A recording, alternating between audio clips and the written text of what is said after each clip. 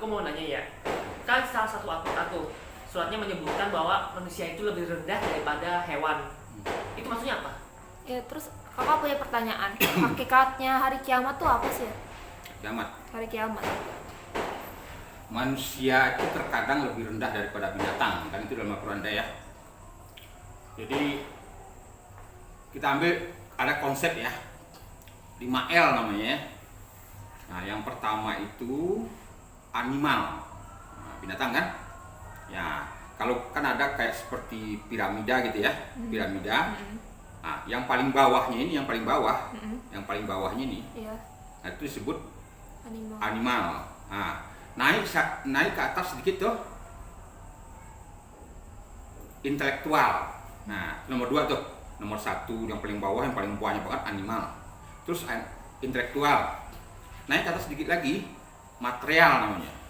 Naik lagi ke atas sedikit lagi sosial namanya. Nah paling puncak tuh yang paling sedikit, nah itu disebut spiritual ya. Coba kita kaji dulu yang binatang nih, yang paling banyak di bawah nih.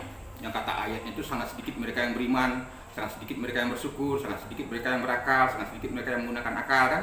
Nanti umatku banyak tapi seperti buih di lautan, kata hadis Nabi kan. Yang paling banyak nih di bawah nih. Kalau binatang itu kan dia makan, minum, tidur, kawin. Makan, minum, tidur, kawin. Makan, minum, tidur, kawin kan. Nah kalau manusia nggak bisa begitu kan. Makan, minum, tidur, kawin, Kerja. ditambah kerja lah. Binatang nggak kerja. Enggak. Nah itu yang disebut manusia tuh terkadang lebih rendah pada binatang. Paham nggak? Tuh yang pertama tuh. Yang paling banyak, manusia itu yang paling banyak itu. Nah yang kedua, dia mulai manusia itu belajar, ya, sekolah dia. Nah ini kaum intelektual namanya. Dia masuk kan, ingin mengetahui sesuatu, ingin mempunyai pengetahuan. Ya? Nah kalau udah dia punya pengetahuan, merasa hebat dia dengan pengetahuan itu. Kan saya pernah bilang kan, kalau S1 itu, orang kalau gelarnya S1, namanya OKB kan, Iya. orang kaya baru. Nah orang kaya baru itu gimana? Petantang-petenteng, merasa ilmunya paling tinggi, paling hebat. Agama orang lain dibilang apa disalib tuh ada jin lah, ada apalah gitu kan. Nah, orang nggak boleh apa kita masuk gereja lah segala macam gitu kan. Nah itu kan karena ilmunya masih rendah, S1 baru merasa dirinya hebat, merasa dirinya paling pinter, kan S1, ya kan? Nah kalau dia udah masuk S2 nanti, dia udah mulai merasa bodoh itu. Oh ternyata lebih banyak orang yang pintar dari saya. Nah kalau dia udah S3, waduh saya malu dulu waktu saya S1 saya ngomong begini begitu, ternyata omongan saya dulu tuh kayaknya nggak benar semua gitu. Itu S3 ada tuh. Nah, kalau naik lagi dia jadi profesor dia nih, waduh, saya benar-benar bodoh, ya. Saya cuma bikin disertasi, comot sana, comot sini, saya kutip-kutip dari buku-buku orang, ya toh. Saya bilang itu karya ilmiah saya, ya toh. Nah, toh, orang lain menemukan Facebook, menemukan YouTube, menemukan pesawat terbang, banyak penemuan dapat gitu kan, penemuan baru. Saya cuma bikin disertasi gitu aja. Makin bodoh terasa dirinya kan. Nah tuh. Jadi kalau orang yang merasa dia punya pengetahuan intelektual, dia kata dia itu pada umumnya dia sombong dengan ilmunya, gitu? Kalau dia kiai kata dia kan, wah ilmunya paling tinggi tuh, wah saya kerja di Departemen Agama nih, saya ulama nih, gitu kan, ilmu saya paling tinggi, gitu kan. Kalian harus nurut ke saya, kalau nurut saya nanti masuk surga, kan? Nah jadi membanggakan ilmunya. Nah tuh, paham nggak? Paham. Nah, kalau udah naik dia nanti naik ke material. Setelah dia dapat pengetahuan banyak kan, dapat kedudukan dia, nah dapat harta yang banyak kan. Nah harta yang banyak ini, saking dia punya pengetahuan, katanya dia dapat harta yang banyak kan, pongah dia dengan keberadaannya itu. Saya orang berilmu, saya kaya gitu kan. Atas usaha ilmu saya, atas usaha saya nih mencari ilmu, mati-matian saya cari ilmu gitu kan, sampai saya kaya raya, saya kaya raya ini saya gitu kan. Kalau jadi pejabat dia tuh, semua maunya kan, dipersulit urusan orang tuh. Kalau jadi orang kaya dia kan, gua kaya nih atas usaha gua, pongah sombong kan, sombong ujub dia kan. Nah kalau ulama dia, ilmu saya paling hebat, ilmu saya paling tinggi, saya harus dimuliakan gitu kan, segala macam itu. Nah saya kaya raya nih, gitu. Bikin pesantren, bisa bikin masjid yang gede, gitu kan. Pesantren. Yang namanya pondok pesantren itu kan pondok. Zaman dulu tuh pondok pesantren namanya. Kalau pondok pesantren itu ada muridnya 3 orang, 4 orang, 5 orang paling banyak, 10 orang paling banyak, kita ikut sama gurunya itu. Tiap hari kerja sama guru itu petani kan. Malam dia ngaji-ngaji tuh. Tentang tauhid sama gurunya segala macam kan. Tauhid, tasawuf segala macam kan. Nah, kalau siangnya bekerja, dia melihat 24 jam tuh akhlak gurunya bagaimana. Budi pekerti gurunya bagaimana. Ilmu pengetahuan gurunya bagaimana. Itu yang namanya pondok. Nah, kalau sekarang bukan pondok pesantren namanya. Gedung pesantren. Tahu nggak? Atau istana pesantren malah. Jadi udah dikomersilkan, udah untuk jadi apa? Sekolah tuh udah dijadikan ladang mencari duit gitu kan. Nah, kadang-kadang minta sumbangan tuh, menerima sumbangan kini bikin pesantren gede nih gitu kan. Ayo masyarakat nyumbang, tapi atas nama dia. Yayasan atas nama dia, padahal patungan duit dari masyarakat kan, tapi di atas nama dia, diaku tuh keluarganya punya. Padahal sumbangan umat. Nanti banyak tuh. Tapi pemain minta ampun. Ilmunya paling tinggi, paling hebat kata dia. Dia bangga dengan keberadaannya itu atas usahanya katanya. Tahu nggak? Nah, tuh. Kalau orang tuh lulus di di intelektual dan material ini, dia naik ke sosial dia. Jadi suka berbagi dia dengan orang. Suka membantu orang lain, suka berbagilah dengan sesama, gitu. Nah, tapi hati-hati, setan masih ikut di situ. Masih ikut di setan. Apa kata setan itu? Lu bantu orang-orang itu, tapi ambil manfaat dari dia. Kata, gua bantu kalian nih. Kira-kira gua kan ulama nih. Kalau bisa jadi ulama, kan gua ulama nih. Kaya raya gua bantu kalian ya. Tapi ikut gua ya. Nanti suara kalian saya jual ke partai politik. Ya, kalau ada pilkada, pemilu nanti kan pada datang tuh orang-orang ingin minta dukungan suara. Nah, nanti tuh ada partai ini ngasih 1 miliar, partai ini ngasih 2 miliar, partai itu jadi ngasih 2 sekian miliar kan? Saya bagi-bagi kalian ya paling paling 1 miliar lah, saya dapat untung dong, dapat 10 miliar kalian saya kasihlah 1 miliar bagi-bagi itu, kan gitu. Jadi masih ada dia sosial, dia bersosial, berbagi dengan orang itu, masih ada kepengen mendapat yang lebih gede dari itu, tahu nggak? Nah, atau kalau dia orang kaya gede kan, saya kasih kan ini, saya dermawan kan, orang dermawan, saya hasil kerja saya, keras saya berilmu tinggi, kaya raya saya ini, ya kan?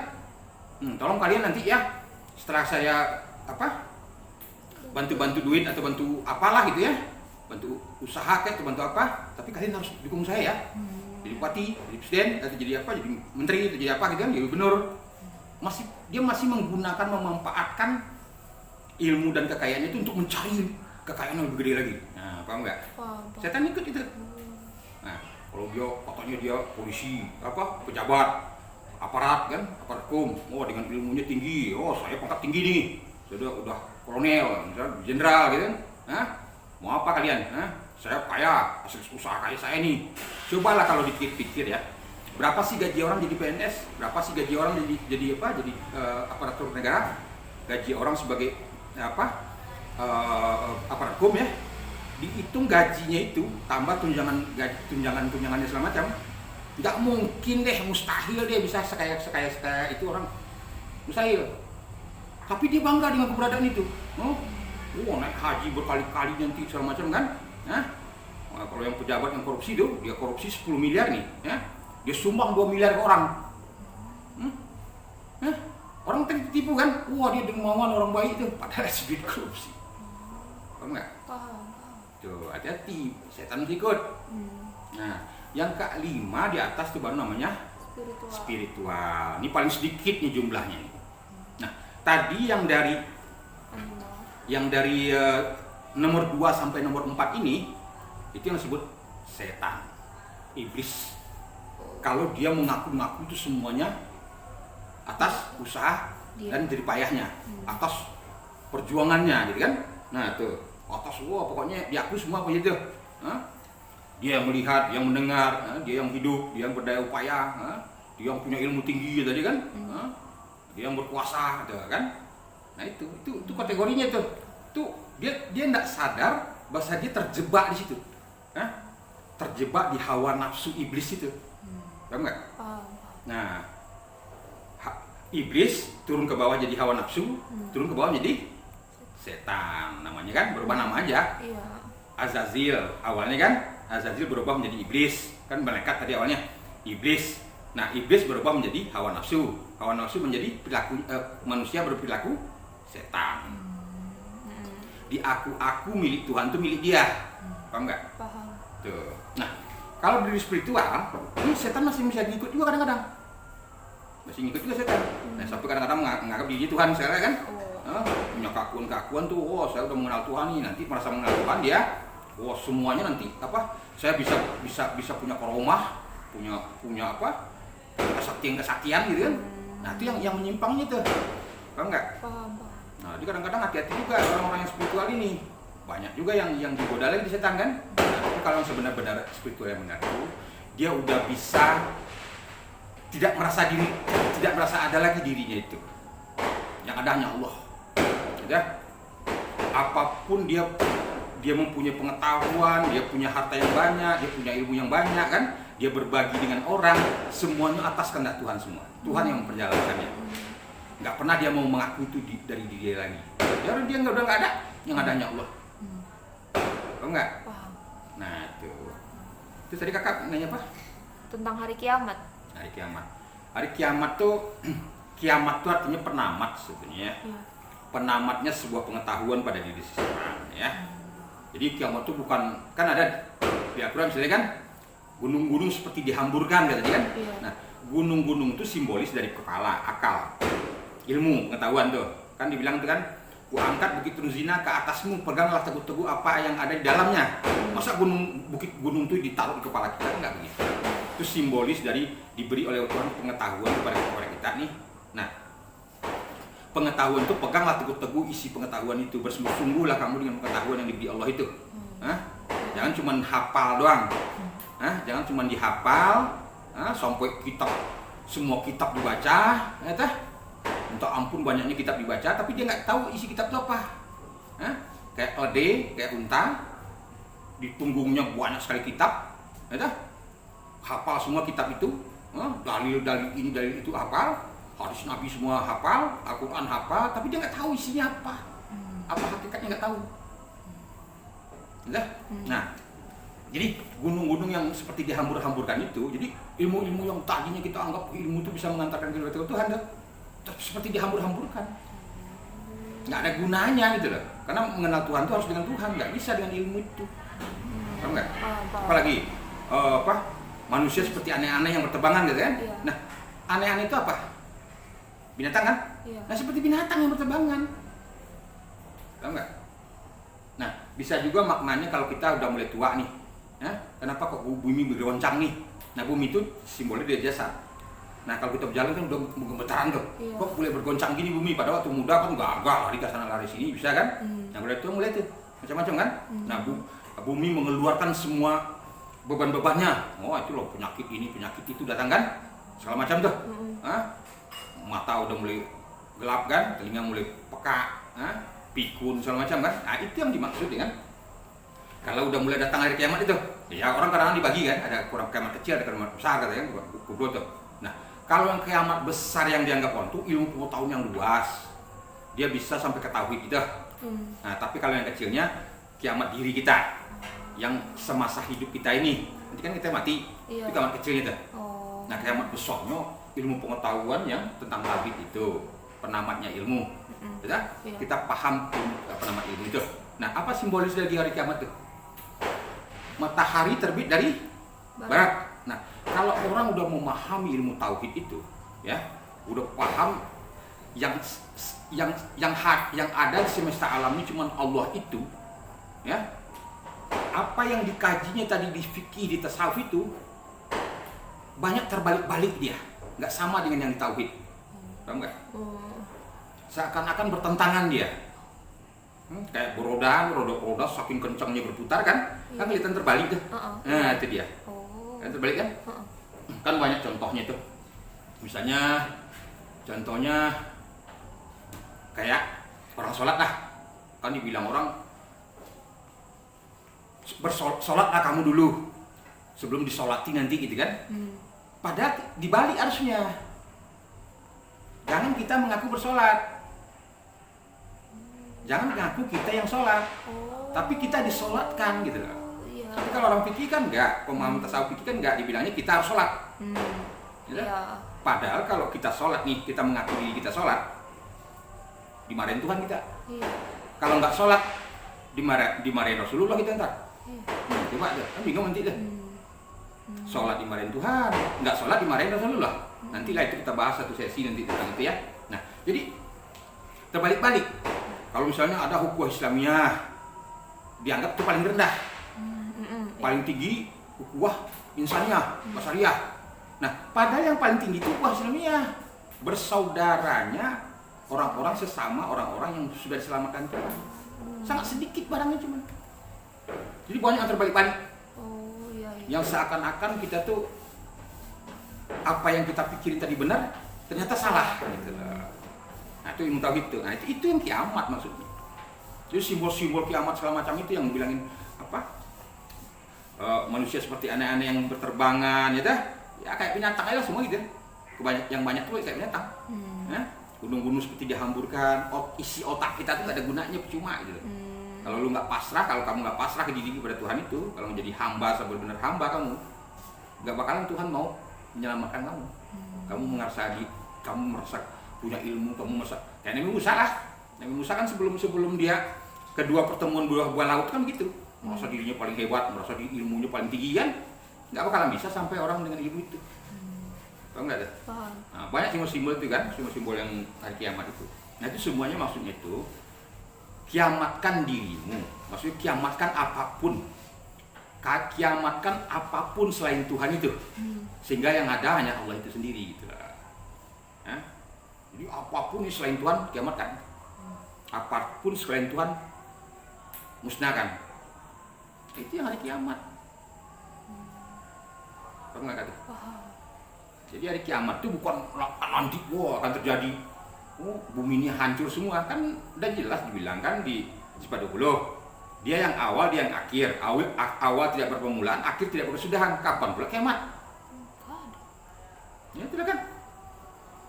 Dia yang awal, dia yang akhir. Wujud tidak bakal tuh, wujud tidak bakal. Dia yang awal, dia yang akhir. Awal tidak berpermulaan, akhir tidak berkesudahan. Itu kapan pula kiamat? Ya, kiamat itu artinya penamatnya ilmu pada seseorang, ya. Sudah selesai, dia nggak mau lagi dengan ilmu itu, ya. Dia udah pasrahkan diri kepada Tuhan. Jadi makanya orang semakin pintar orang itu semakin merasa dirinya bodoh. Nah kalau ada orang semakin berilmu, dia semakin mendongak kepalanya. Itu Musa itu, Nabi Musa sebelum dia di pertemuan dua lautan, sebelum dia bertemu dengan Khidir, ya, bangga dengan ilmunya gitu kan. Nah itulah kan. Jadi banyak orang yang pada umumnya OKB gitu kan, orang kaya baru. Nah, tapi lebih banyak lagi binatang tuh. Ya. Pas baru di situ apanya sebetulnya gitu ya. Dia bangga dengan ilmunya gitu kan. Nah, atau misalnya dia kayak binatang itu lebih dari binatang malah kan. Binatang nggak kerja. Makan dia tiap hari. Kita kerja setengah mati siang malam hanya untuk makan, tidur, kawin. Kalah kita sama binatang. Kalau udah pun berilmu, tapi ilmunya juga banggain atas usahanya. Padahal ilmu itu sifat Tuhan. Nah, kan punya Tuhan. Kalau Tuhan nggak mengendaki di diri kita dapat ilmu itu, kita nggak bisa dapat. Kenapa itu kita akui milik kita? Milik Allah lah ilmu itu. Paham nggak? Iya, ada lagi pertanyaan. Kalau misalnya yang meniup sangsakala itu artinya apa? Karena ada bilangin itu malaikat yang tugasnya tuh meniup trompet kan, yang membunyikan mulut kita. Bukan nanti hari kiamat, gitu itu mulut malaikat yang menggerakkan mulut kita, bisa berkata-kata kita. Itu tugasnya di situ. Ada malaikat yang tugasnya menurunkan hujan, ada malaikat yang mendatangkan bala bencana. Ada malaikat yang tugasnya menyambut jantung tuh, tugasnya di jantung tuh. Naik turunin jantung tuh, tak tuk. Nah, menghidupin jantung itu tugasnya bukan nyambut nyawa, bukan. Ada tugas Jibril yang mengantarkan ilmu dari kolbu ke kepala. Jadi malaikat itu jangan diartikan, itulah orang fikih itu kebanyakan gitu ya. Dia kan ada yang ayah sebut kemarin kan, yang makrifat itu itu zat. Allah itu sendiri yang marifatullah itu, yang mengenal dirinya. Turun ke bawah, di tasawufnya nih, orang hakikat namanya kan. Nah, hakikat ini tuh roh kita itu yang hakikat. Syariatnya jasad. Ya? Yang dilakukan oleh perbuatan-perbuatan syariat itu yang disebut ilmu fikih. Perbuatan syariat namanya, bukan syariatullah. Perbuatan syariat. Paham nggak? Nah, diijmakan oleh ulama, atau dikias oleh ulama tuh, dibikin sebuah buku, perilaku manusia itu, perkataan dan perilaku manusia itu, dibukukan, bahkan dibikin juga undang-undang atau hukum sendiri oleh manusia itu. Nah, ingat, hati-hati, ijma atau kias itu, karena orang banyak nih, padahal orang banyak kan dibilangin yang paling atas itu kan sedikit yang roh spiritual. Iya. Nah, 1, 2, 3, 4 ini spiritual pun masih setan bisa goda. Iya. Nah, lebih banyak kan ya bilang kan 98% itu sebetulnya itu iblis. Nah, dari mana kita bisa paham benar membenarkan fikih atau ijma atau ijma ulama atau kias itu yang dia bikin oleh para ulama atau oleh satu orang ulama yang menguasai ilmu fikih itu benar. Bisa jadi produknya itu yang bikin setan, iblis. Iya, benar. Paham nggak? Mengada-adakan aturan sendiri. Paham nggak? Kadang bukan aturan dari Tuhan, bukan sunatullah dia. Bukan sunatullah ya, tapi sunnah yang dibuat-buat sendiri. Oke lah kalau masih berbentuk budaya dia yang tidak merugikan orang lain. Ya, hukum-hukum dan kias yang dia bikin. Tapi yang berbahaya ini kan yang bertentangan dengan orang banyak, yang tidak ada manfaatnya. Tidak bermanfaat fikih yang dia bikin itu. Paham nggak? Karena itu diproduk. Produk dari perilaku manusia itu. Nah, sekarang dia bikin undang-undang, aturan-aturan untuk manusia itu. Siapa yang bisa jamin produk perundang-undangan atau produk fikih yang dia bikin itu sesuai dengan kehendak Allah? Kan itu persoalannya. Nah, ada ukurannya nanti. Nah, ukurannya orang-orang tauhid yang paham. Orang-orang yang sudah mengenal Allah itu, yang orang-orang yang sudah selesai dengan dirinya ya. Orang yang sudah memasrahkan dirinya seperti yang pada Tuhan kan, tidak ada lagi dirinya itu. Dia tidak merasa ada dirinya lagi. Ya. Dia tidak mau menampakkan dirinya lagi istilahnya itu. Jangan sampai ternampak ada dirimu. Hanya Allah yang ada. Itu dia bisa melihat itu. Oh, ini fikihnya salah nih. Oh, ini istimewa yang dibikinnya salah nih. Oh, ini kias yang dibikin ulama itu salah nih. Atau benar. Dia bisa membedakan. Sesuai nggak dengan gerak diam. Paham nggak? Paham. Tapi kalau orang-orang banyak, kita kan berbuat perundang-undang itu pada umumnya kan kalau seandainya ada yang protes, voting kan? Iya. Nah, mana yang lebih banyak menyetujui, ya setujulah dia kan?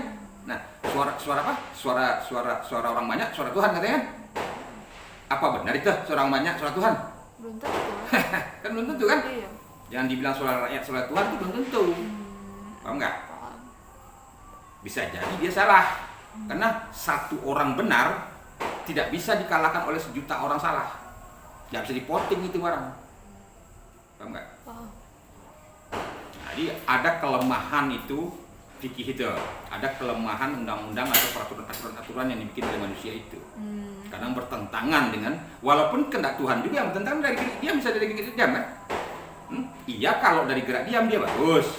Tapi kalau dari gerak diam, nah contohnya kan undang-undang investasi misalnya kan, untuk menguntungkan kelompok-kelompok politik itu kan, nah kan jadi kacau dia kan, bukan untuk kepentingan orang banyak. Nah di situ kelemahannya perundang-undangan itu kan, paham nggak? Ada lagi nggak tanya? Enggak sih. Ya, ya sementara itulah dulu.